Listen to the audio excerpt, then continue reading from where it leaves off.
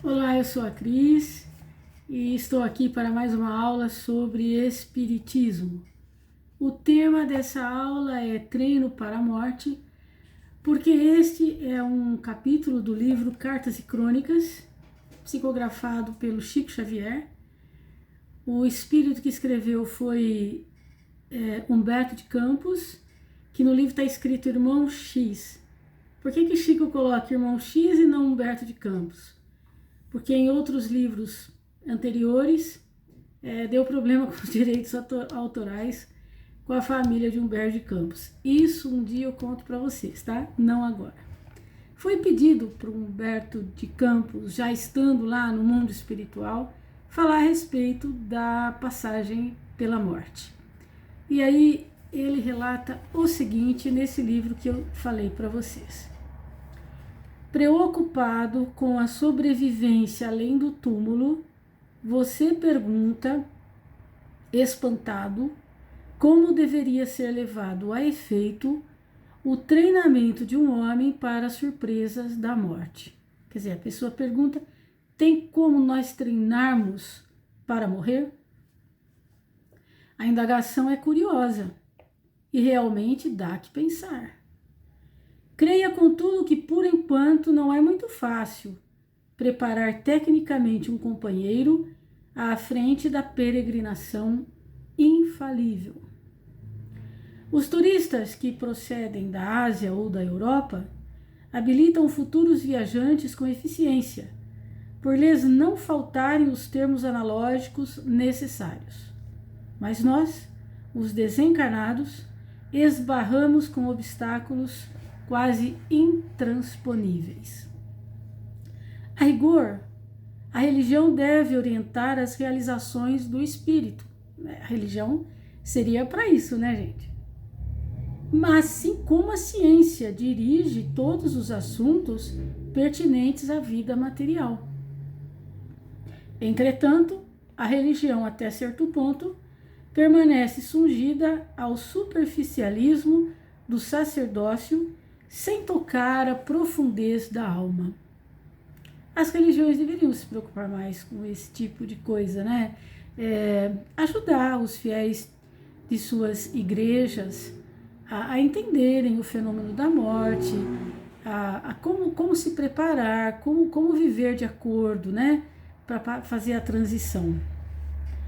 Importa considerar também que a sua consulta, ao invés de ser encaminhada a grandes teólogos da Terra, hoje domiciliados na espiritualidade, foi endereçada justamente a mim, pobre noticiarista sem méritos, para tratar de semelhante inquirição. Ele fala, poxa vida, tem tantos teólogos, né, que já estão aqui no mundo espiritual, por que você não foi fazer essa pergunta para eles? Veio fazer justamente para mim. Mas ele não foge, não. Pode acreditar que, não obstante achar-me aqui de novo há quase 20 anos de contado, sinto-me ainda no assombro de um chavante, repentinamente trazido da selva matogrossense para alguma de nossas universidades, com a obrigação de filiar-se de inopino aos mais elevados estudos e às mais complicadas disciplinas. Olha só, ele se sente como um selvagem, saído da selva e vindo direto para a universidade, lá no mundo espiritual. O que ele quer dizer com isso? Que a gente passa uma vida inteira aqui na Terra sem entender nada, sem ter conhecimento nenhum da vida espiritual. E chega lá como um selvagem, que não sabe nada de nada. Olha só que coisa interessante. Como a gente se preocupa pouco, né? A gente passa uma vida inteira sem se preocupar com as coisas mais importantes. Veja, a gente levanta, toma café, se veste rápido, vai para o trabalho, volta, almoça, descansa 2, 3 minutos, quando descansa, volta para o trabalho, chega à noite, janta, toma um banho, senta na televisão, fica na televisão ou no celular, né? Hoje em dia o celular, vai para a cama, dorme, amanhã começa tudo da mesma forma, a mesma rotina, e não se para pensar no espírito, não se para fazer uma oração, para alimentar a alma, né? As pessoas alimentam muito a matéria, muito o corpo, trabalham muito para a matéria, mas e o trabalho para o espírito? E a oração? E as leituras? E as reflexões? Né? A gente não faz isso. A maior parte das pessoas vivem robotizadas. Em razão disso, não posso reportar-me senão ao meu próprio ponto de vista, com as deficiências do selvagem surpreendido junto à coroa da civilização. Quer dizer, o que ele vai falar é do ponto de vista dele, é aquilo que ele sabe, aquilo que ele aprendeu, aquilo que ele conhece. Ou seja, ele está dizendo, não sei tudo, mas você pede a minha opinião, eu vou dar. Preliminarmente, admito deva referir-me aos nossos antigos maus hábitos. Ai, meu Deus, os maus hábitos. A cristalização deles aqui é uma praga tiranizante. Veja bem, da forma como a gente vive, é a forma como a gente morre e continua. Se eu morro odiando uma pessoa, eu vou continuar com esse ódio. Se eu morro amando uma pessoa, eu vou continuar amando. Se eu morro com os meus defeitos continuam depois da minha morte. Não existe salto, gente. Não pensa que morrendo as coisas vão modificar, porque não vão. Os meus problemas internos continuam sendo meus problemas internos, mesmo depois de eu ter passado pela transição e estar lá no mundo espiritual. Os meus defeitos, os meus hábitos, as minhas vontades, os meus vícios, tudo. A cristalização deles aqui é uma praga tiranizante. Comece a renovação dos seus costumes pelo prato de cada dia. Diminua gradativamente a volúpia de comer carne dos animais. Ele não disse para tirar totalmente, ele disse diminua. Porque eu digo uma coisa a vocês, tem pessoas que não podem tirar totalmente a carne, vão passar mal. O Chico Xavier, ele comia frango, tá? Ele se alimentava de carne, porque é necessário. Ainda mais quem trabalha bastante, mesmo espiritualmente, tem muito desgaste de energia. Antes do trabalho espiritual não se deve mesmo, mas depois às vezes precisa. Então cuidado, tá, com os exageros, com os radicalismos. Aqui ele está falando, diminua. O cemitério na barriga é um tormento depois da grande transição. O lombo de porco ou o bife de vitela temperados com sal e pimenta não nos situam muito longe dos nossos antepassados, os tamoios e os ciapós, que se devoravam uns aos outros. Quem leu o Nosso Lar vai ver que tem um capítulo lá sobre alimentação. Nosso Lar é uma colônia que começou pelos portugueses que viviam no Rio de Janeiro. E teve problema com carne lá, porque eles eram muito viciados em carne, tinham muita necessidade e quando desencarnaram queriam a carne. Por isso que a gente tem que diminuir os nossos vícios, não importa quais sejam, porque quando nós desencarnarmos, nós vamos continuar com eles. Então coma o necessário para você viver dessas coisas, para não ficar com o vício, para depois, quando desencarnar, ser fácil. Os excitantes largamente ingeridos constituem outra perigosa obsessão. Tenho visto muitas almas de origem aparentemente primorosa dispostas a trocar o próprio céu pelo uísque aristocrático ou pela nossa cachaça brasileira. Carne, bebida. Tanto quanto lhe seja possível, evite os abusos do fumo. Infunde pena, a angústia dos desencarnados amantes da nicotina. Da mesma forma que quem é viciado na nicotina, no cigarro, não consegue ficar sem e fica desesperado se fica sem, e quando desencarnar? Vai ficar desesperado querendo. Eu acabei de dizer, os nossos vícios continuam conosco. Não se renda à tentação dos narcóticos. Por mais aflitivas lhes pareçam as crises do estágio do corpo, aguente firme os golpes da luta. As vítimas da cocaína, da morfina e dos barbitúricos demoram-se largo tempo na cela escura da sede e da inércia. As drogas são terríveis para aquele que desencarna. E o sexo? Guarde muito cuidado na preservação do seu equilíbrio emotivo. Temos aqui muita gente boa, carregando consigo o inferno rotulado de amor. Muito cuidado também com os desregramentos do sexo. Cuidado com as orgias. Cuidado com as trocas que se fazem. Cuidado com o adultério. Cuidado de deixar infeliz uma pessoa. Muito cuidado. Cuidado para não prejudicar uma família inteira. Se você não quer mais ficar casado, você não é obrigado a ficar. Mesmo tendo filhos, você não é obrigado a ficar. Mas seja digno, né? Seja correto. Resolva os seus problemas.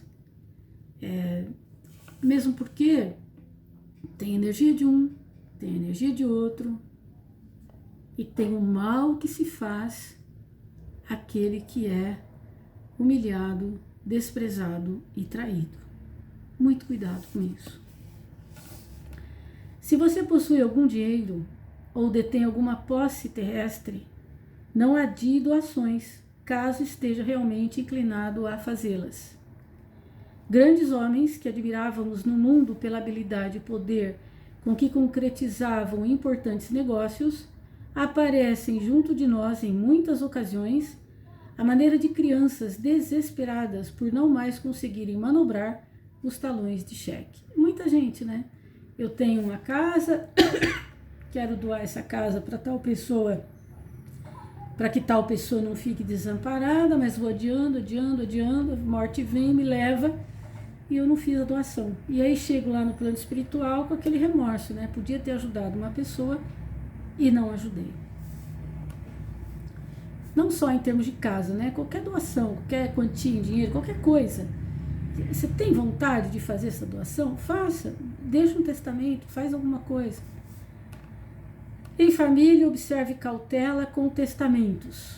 As doenças fulminatórias chegam de assalto. E se a sua papelada não estiver em ordem, você padecerá muitas humilhações através de tribunais e cartórios. Parece que não, né? Mas essas coisas perturbam muito aquele que morreu e não deixou as coisas certas. Perturba por demais. Olha que interessante agora. Sobretudo, não se apegue demasiado aos laços consanguíneos. Ele não falou para não amar. Temos que amar. Não apenas os nossos laços consanguíneos, mas todas as pessoas.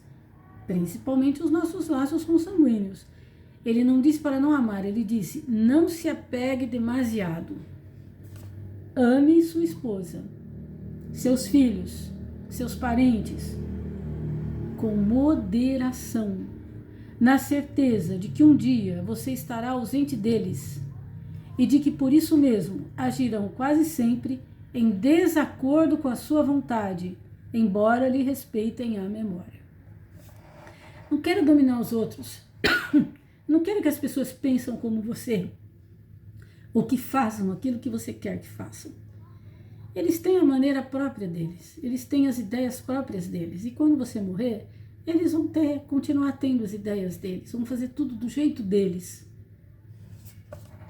Não se esqueça de que no estado presente da educação terrestre, se alguns afeiçoados lhe registrarem a presença extraterrena, depois dos funerais, na certa, intimá-lo-ão a descer aos infernos, receando-lhe a volta inoportuna.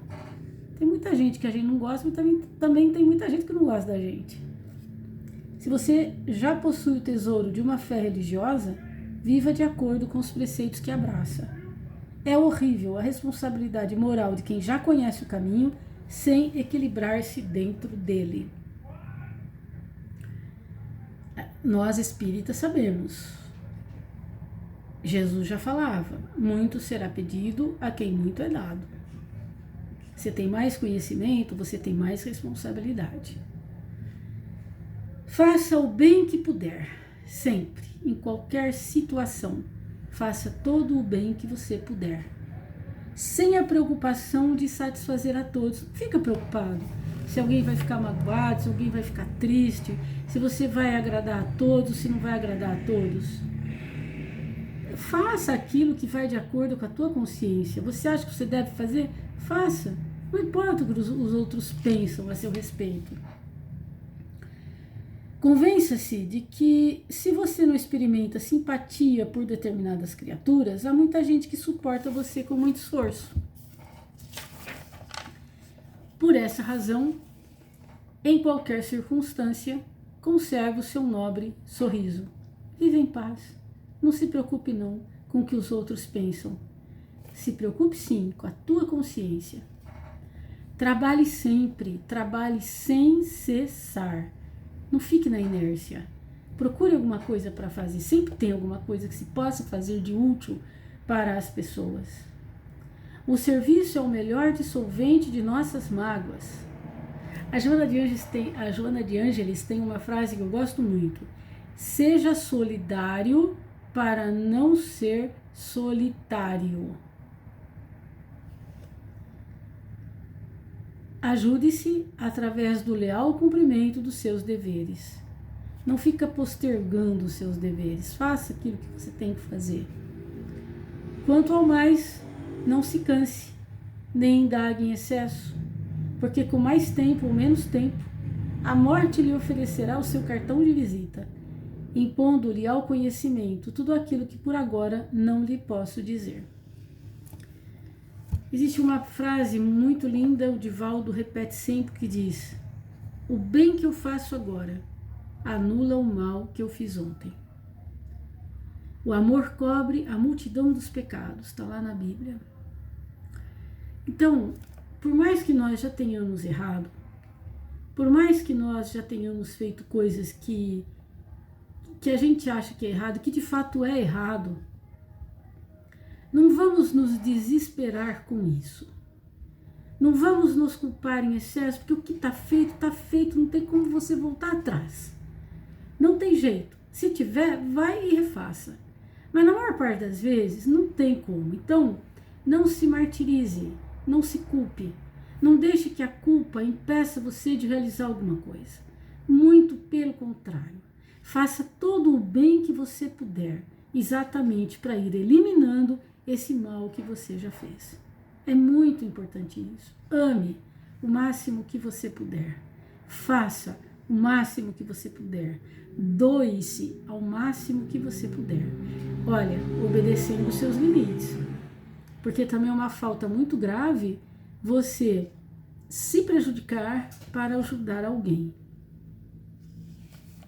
É muito importante que nós tenhamos a nossa consciência tranquila. E uma coisa que ele não falou aqui, que também é de extrema importância, é ter o hábito da oração. Não vamos nos esquecer de orar. A oração nos liga com os amigos espirituais e o nosso coração se abre para receber as bênçãos. Às vezes as pessoas falam, mas Deus não sabe das minhas necessidades? Sabe. Mas você orando, você abre as portas para receber as bênçãos que vêm de Deus. Bom, esse texto eu li inteiro, não vou ficar falando muito, porque hoje é dia de reflexão.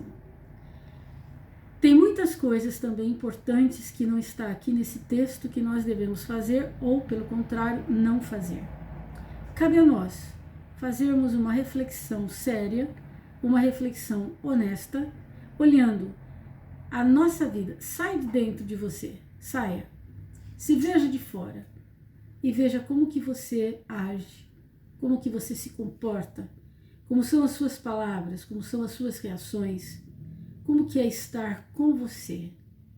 Imagine-se chegando no meio de determinadas pessoas, como que as pessoas te enxergam, como que você age ali. Vamos fazer bastante reflexão em relação a isso, para a gente poder se melhorar. Primeiro a gente precisa se conhecer, né?